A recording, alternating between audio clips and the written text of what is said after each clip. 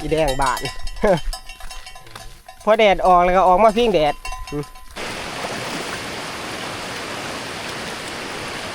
มาบานนี้ FC ทุกคนกินข้าวเที่ยงข้าวบ่ายนี่แหละจำแจ่วเนาะอาหารการกินมื้อนี้ก็ได้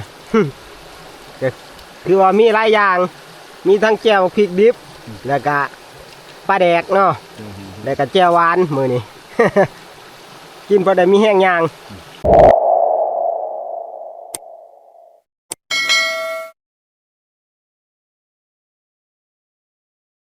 สบายดีทุกคนสบายดีตอนเช้าๆนะตอนรับเข้าสู่2,000จิตคนหากินเส้นเก่าเส้นเคยทุกคนมื้อนี้เฮาไปป่าเนาะไปกับอันพันปลาแล้วก็นายพันลุงแล้วก็นายบ่าวเพิ่นนะเฮาไปมื้อนี้4คนเนาะส่วนว่าทีมงานน่ะขึ้นก้อนแล้วแหละก็10ป้ายกว่าชีวิตนะ12ผู้ดีโลนึงทีมงานเฮาขึ้นไปได้3คืนแหละเนาะจักเขาสิโศกสิมานอีหยังแหละเนาะผู้แหละเขาก็อยู่เที่ยงหน่อยเฮามื้อนี้ก็ออกช่วยแน่ทุกคนเลยเพราะว่าถ้าพันป่าเพิ่นเด้บ้านเพิ่นอยู่ใกล้นะกับหม้อยักษ์เพชรและต้นนี้กำลังก่าวขึ้นผู้ทุกคนออกช่วยแน่เนาะมื้อนี้น้องมูน้องม้าเฮาก็บ่ได้ไปดอกรอบนี้เนาะเฮาสินิ่นแต่เนื้อใหญ่รอบนี้เนาะ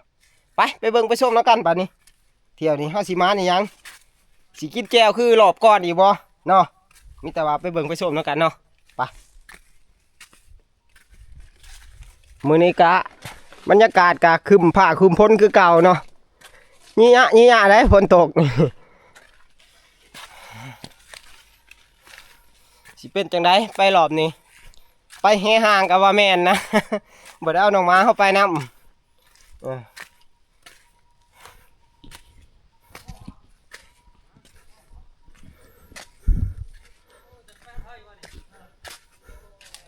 จังไดไปหางัวบ่ไปเบิ่งในเด้องัวในเถียงอ่ะมันลงมาบ่2คืนแล้วงัวก็ผูกได้บางเช้านี่มันกินข้าวงัวสีขาวๆเหลืองๆนี่แหละมันงัวโหลดจักผู้ขึ้นผู้ลงเนาะกับตีนผู้นี่ชาวบ้านเพิ่นหางัวหาควายหั่นแหละบ้านเฮามันอยู่ใกล้ตีนผู้แล้วก็เอางัวเอาควายมาปล่อยเนาะกินหญ้าเพกหญ้าโจตามผักผู้นี่แหละโอ้เมื่อยเด้ทุกคนเลย อย่าเข้าทิศเลยได้ในผ่านบ่ได้ไปนี่ว่าบ่เป็นแล้วมื้อนี้ฝนตกก็แม่นลุย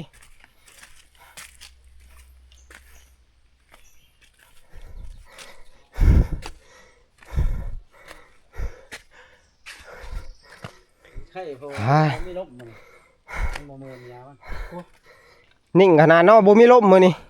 เอาเป็นเอาโอ้ไปบ่ถามหมู่ถากล้องเจ้านี่ไม่ของข่อยอยากวิดไว้เนาะวิดไว้ก็ได้เสมอยไว้ได้ของเนี่ยนี่แม่นบ่พันแน่จักเทื่ออะไรเคยขึ้นทางนี่3แหละ3เทื่อแล้วบ่แม่นขึ้นเทื่อที่1ก็เคยแล้วเทื่อ1เทื่อ2ก็ขึ้นนั่นเด้รถจอดอยู่นี่ไปปูเถียงนั่นหน่อยเอาสังกะสีขึ้นแม่นแล้วเนาะ3นี้บัดขอยคิดว่าเจ้าบ่ทันได้เคยขึ้นจักเทื่อทางนี่พักผ่อนอีกจังหน่อยเนาะจังหน่อยย่างต่อว่าสิบ่จื้อเลยเขาเคยไปทางมันยากปีนึงเขามาทีนึงทางมันพอดีว่าทาง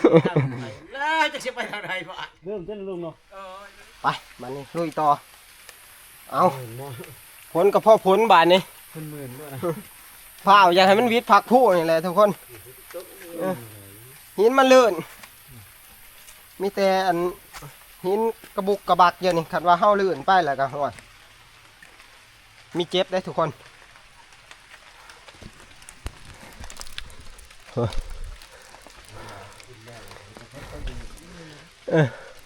ว่าแต่ออกแต่บ้านทุกคนเลยพ้นนี่ก็ได้โอ้โห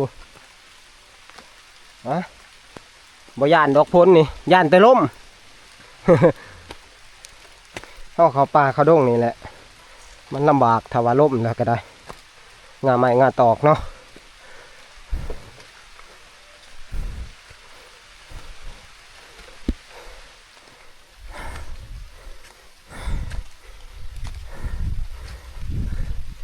มารอบนี้กับผ่านเพิงกับบได้ไปน้ำเนาะเพราะว่าโทรศัพท์เพิ่นพังนะพังแต่งวดก่อนพุ่นแหละเห็นบ่เพิ่นบ่ได้ลงคลิปเนาะยังซ่อมโทรศัพท์อยู่ส่วนว่าบ่าวเฮียงนี่ก็คือสีดำหน้าบ่ทันได้แล้วเลยบ่ได้มาป่าบ่าวเฮียงก็ได้ก็เฮิงแล้วแหละเพิ่นบ่ได้มาป่าเนาะ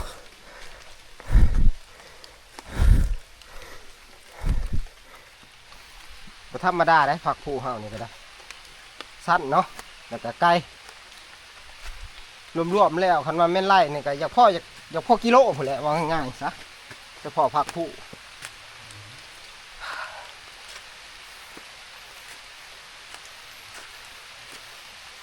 เอานินลงพ้นนี่ก็ได้โอ้ยเฮ็ดคักแล้ววันนี้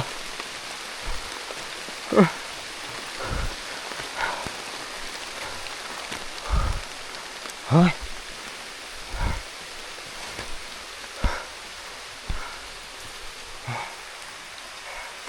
ส่วนพ้นก่อนทุกคนเลยพ้นตกเฮ้ย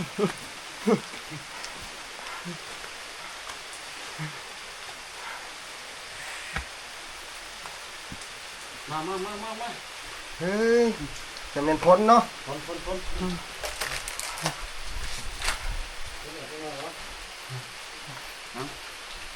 ้นผ่าพ้นก่อนยังเดินต่อเฮา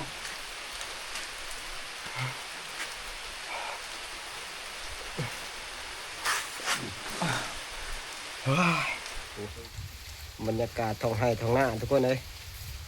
มั่วไปเบิดเนาะฝนตกแทบทุกมื้อทุกวันเลยบ่มีมือผักตกอะไรอะรอไปบ้านนี้ผลเอื่อนแล้วลุยต่อจักสิเอื่อนไปหอดไซแหละผ้าก็ยังมืดยังมั่วอยู่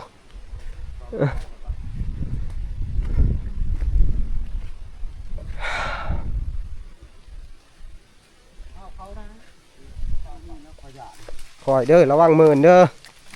ตัวเดียวนี่ปัดหันโ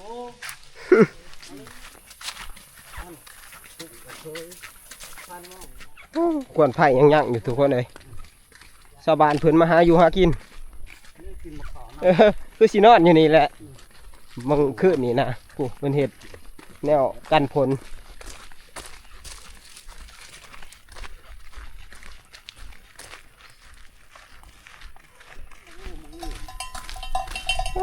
อีแดงบานพอแดดออกแล้วก็ออกมาพิ้งแดดงัวเพิ่นมาปล่อยอยู่หลังผู้อันนี้ตอนนี้กาเวลาจะเข้าบ่ายก็กลัวเลยแหละแต่ว่าเฮากับทีมงานเนี่ยประเทศได้กินข้าวเที่ยงได้ขึ้นช่วยมือนี่กำลังหอดเครื่องทางเนาะไว้ละห้างใหญ่จักน้ำสีลายหรือบ่ลายเลยลงไปเบิ่งกันคือสีพ่อขามได้ดอกเพราะว่าพ้นกระตกบ่แห้งเนาะ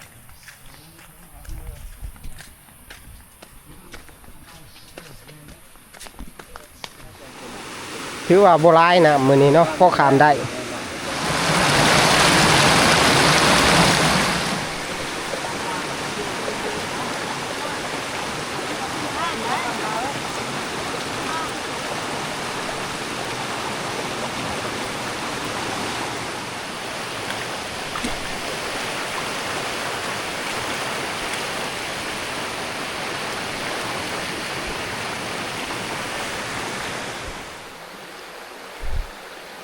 ไปต่อบ่ไหวเลยเนาะลูกเนาะแม่นหิวเขาพากันปั่นข่าวก่อนบ่ได้เด้อก่อนเนาะโอ้ยกองทัพต้องเดินด้วยท้องเลยยังบ่ทันได้มียังปั่นดอกทุกคนมีแต่ว่าแก้วหั่นแหละเนาะถือมาแต่เฮือนขึ้นมือแรกกะ FC หลายคนก็ถามมาว่าเป็นหยังคือบ่ถือเอาอาหารมาแต่บ้านมากินนะแต่ว่าว่าง่ายๆกับกลุ่มในพานนี่คันว่ามาหาอยู่หากินนี่ถ้าถือแนวอยู่แนวกินมาแต่บ้านนี่เพิ่นว่าบ่มานนะในพานเขาถือเนาะแต่ส่วนใหญ่มื้อแรกก็กินแต่แจ่วหั่นแหละมันเคยตำยุบเลยเยอะว่าพักกันเอาฮะนั่นชนะพักกันกินตลอดหัว จะไรเจ้าเบิดมือ จะได้ลูกมีบ่แจว นี่รับเจ้าน้อยพักกินแล้วบ้าน คอยกิน แล้วบ้าน แจวตัวเองดอกแจวเมียตำให้จะดูจะเตี้ยว มองข้างน้ำบ่ แม่นเกือบ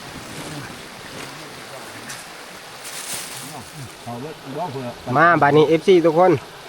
กินข้าวเที่ยงข้าวบ่ายนี่แหละจำแจวเนาะอาหารการกินมื้อนี้ก็ได้ ก็คือว่ามีหลายอย่าง มีทั้งแจวพริกดิบ แล้วก็ปลาแดกเนาะ แล้วก็แจวหวานมื้อนี้ กินพอได้มีแห้งยางเอากินลูกกิน โอ้ยกินข้าวตากแดดบัดนี้ มือจับคนอย่างจับแล้วนี่ได้แต่ถ้าคนตาคนงานนะตาคนโดนยิ่งรับ ตาพ้นนี่แจวสิข้าวตา เขามาส่งที่เรา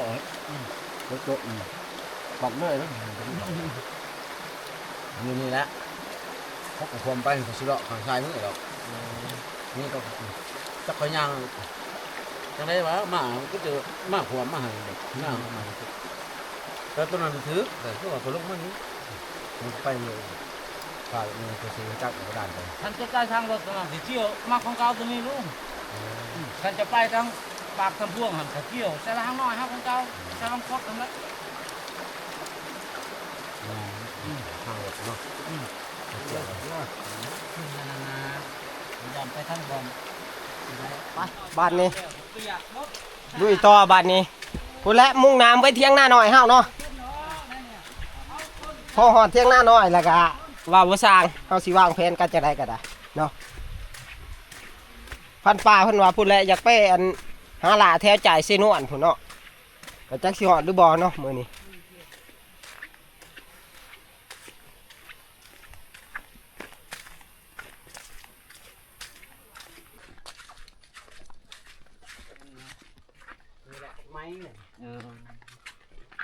ลูกสุมพรเนาะน้ำทางใช่ไหมไปกิน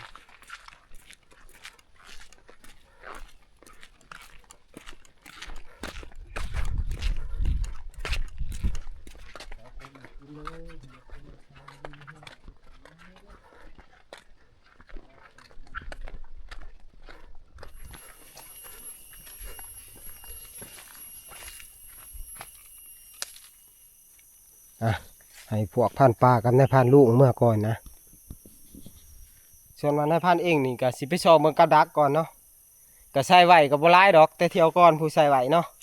ก็เฮาก็บ่ทันได้ยาม4-5 วันแล้วบ่ได้ยามแต่นายพันเมื่ออันเที่ยวก่อนพุ่นแหละมื้อนี้สิขึ้นไปชองเบิ่งแล้วก็สิลงเมื่อทับหาทีมงานเนาะไปพุ่นแหละเนาะกับดักเฮาก็ได้อยู่ใจผู้พุ่นแหละแต่ว่าในผ่านมาทางลัดเนาะตอนนี้ก็อยู่บ่ใกล้กันดอกกับเที่ยงหน่อยเฮาเนาะขามดงตัวนี้ไปกับแม่นแหละเที่ยงพวกเฮา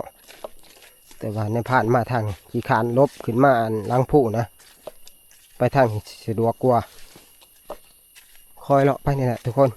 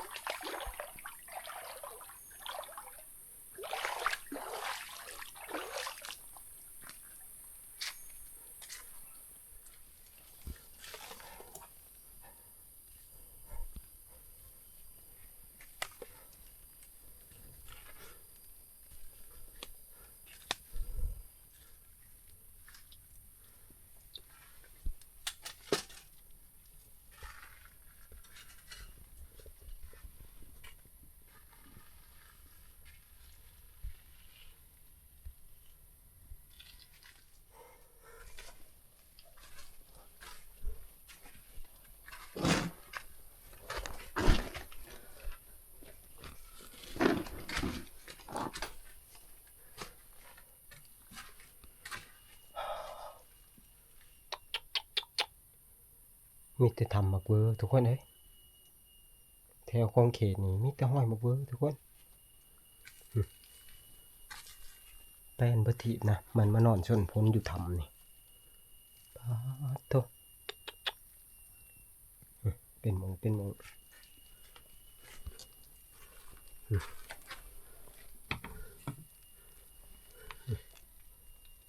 หลงร้อยกับเก้าเลยแหละเนาะ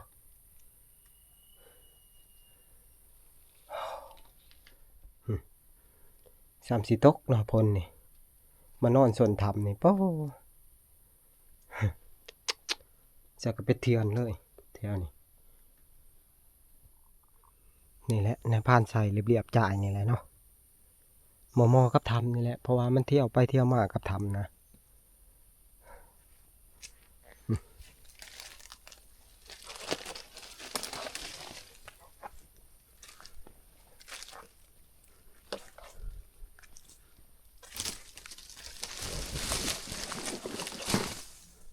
นี้ทางหนึ่งเนาะยังบ่ทันได้ทำงานทุกคน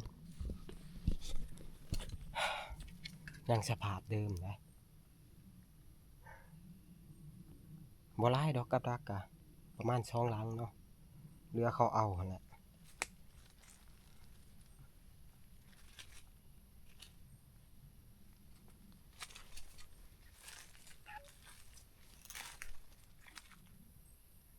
หลังนี่กับบ่ใกล้กันเนาะอยู่ใกล้ๆกันหลังนี่ก็ได้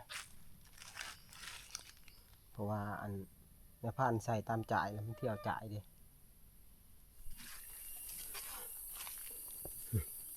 ทางบักเบอเนาะนี่กับดักหลังที่2เนาะยังคือเก่าทุกคนเลยบ่เห็นมาเที่ยวนะช่วงนี้มันอาจสิเที่ยวกลางดงเนาะเลาะแถวดงบางช่วงหากินหมากบกบางอันเนาะมันบ่ขึ้นจ่ายได้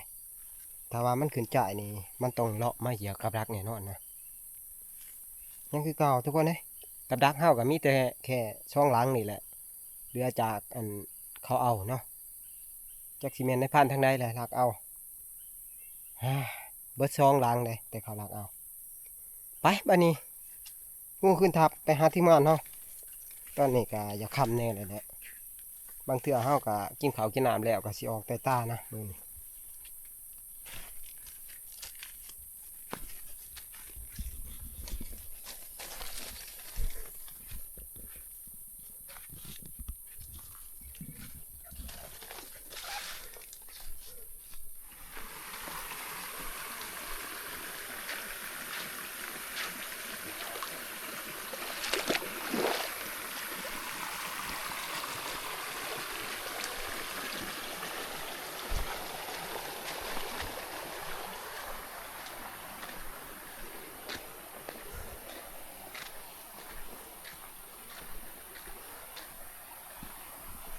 มาหอดห่างหอดเที่ยงเลยผ่านป่ากับในผ่านลูกนี่ไปทางใดดีไปลาดแล้วบ่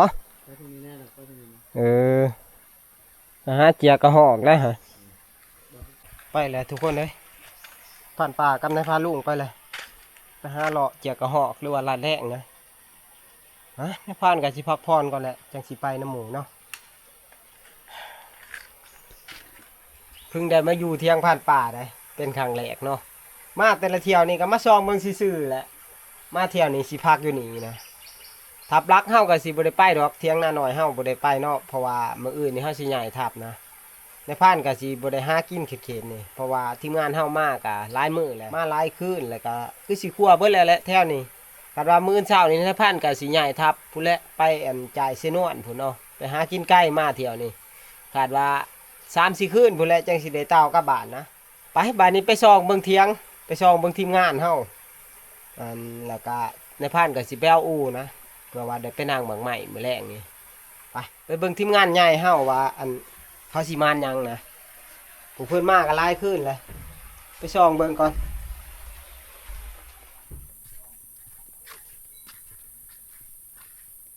โอ้สกาควรกลุ่มควรกวมเลยเนาะมานยังเด้ทีมงานนี่ฮะเออเขาจี้ห่วยบ่ได้ออกไปใส่บ่เยอะนี่ฮะ จะมากองกันจึงเพ่งอยู่เทียงบาดนี้ กำลังมาหอดบ่ ฮะกำลังมาหอด ใช่มากับไผล่ะ มากับผ่านป่า จักคนจักคน 4 คนจะได้ผ่านมองจังได้รอบ จ นี้ อบโลดอยู่ตรงอิน บ่ โลดมะเร็ง โอ้ ตรงอินก็พัง ติ ของเลยบ่ พันท่องเด้ซะ โอ้ ฮะ เบิดปัญญาแล้ว บ่ได้ทับบ่ บ่ หันแล้วเขาบอกแล้ว มีแต่ทีมงานครับ อย่าเอาสินเมียอันกวมหัวลายเขาบอก มันบ่ได้ทับ บ่ได้กวม มันแสดงมันลุยมุนในพานหั่น เพียงแต่หมุดพื้นมันซื่อ เจ้าอยู่ใช่พวกเจ้า มาแล้วก็มาพากินเที่ยงวัดป่าบางยานี่มาหอดตรงนึงนี่ ๆอ๋อ มื้ออื่นว่าสิย้ายทับไปอันใจเซ่พุ อืม บ่มานเนาะ อืม โอ้ เป็นหมูหน่อยตัวนึง อ๋อ ผ่าน เอา มองจิกิ บ่ ไปจ่ายเสียอยู่แถวใดทำให้ แม่นโอ้พันแลก็ยิ่ง เวียนในตุ้งกระตินนี่โพดว่าหมู ติ ไปโลดมื้อแรง มื้อแรกนี่แหละสิไป ช่องพังมันน่ะ แม่นแล้วกินผ่านป่าอยู่หั่น บอกว่าคำก่อนไปโลด เออ ใน ไป ตุ้ง เลยดิมาหอดก็ไปแหละ โอ้ บ่ได้พักผ่อนซ้ำทีมงานเฮาก็บ่มานคือเก่าทุกคนเด้นี่เด้คิดว่าเพิ่นย่างเนื้อย่างหยังเด้ย่างไข่หิน เฮ็ดละครมาตั้ง2-3คืนก็ยังบ่มานคือว่าแหละช่วงนี้ก็ฝนตกเร่งๆแน่หาอยู่หากินมันก็ลำบากเนาะเอ้าบ่ว่ากันมื้อแรกนี่ตั้งรักใหม่ทุกคนเด้ไปบัดนี้คืนเที่ยงพันปลาเพราะว่าทีมงานเฮาไปลัดแรง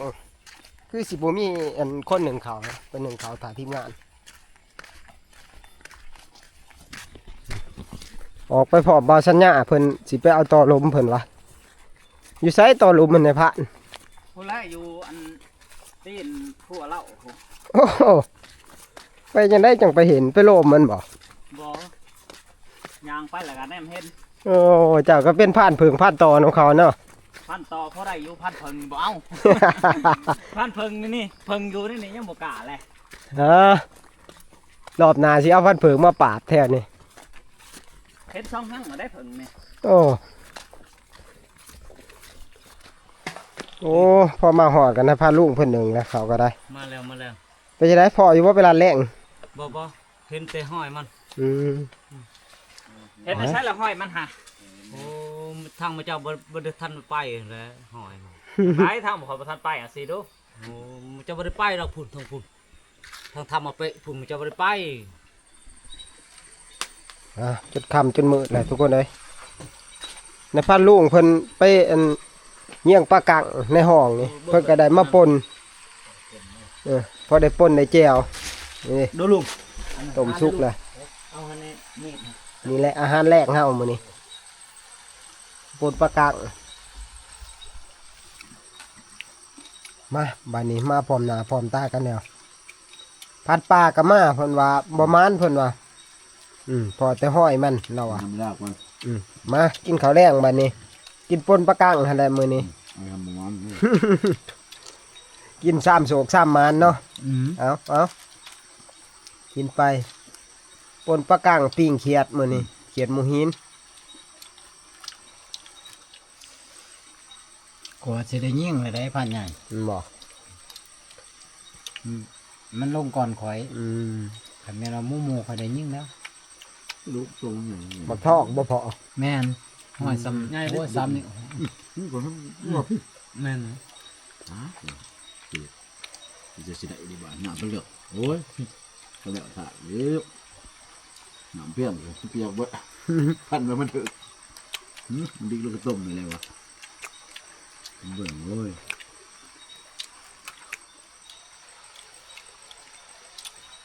เดี๋ยวได้กินข้าวกินน้ำแล้วเฮา ว่าไปตาตาได้ข่อย บ่บ่อยู่เนาะ บ่ ไปคือกันแหละ ไปแล้วแล้วพอเห็นหอนฟันกล้วยเนาะ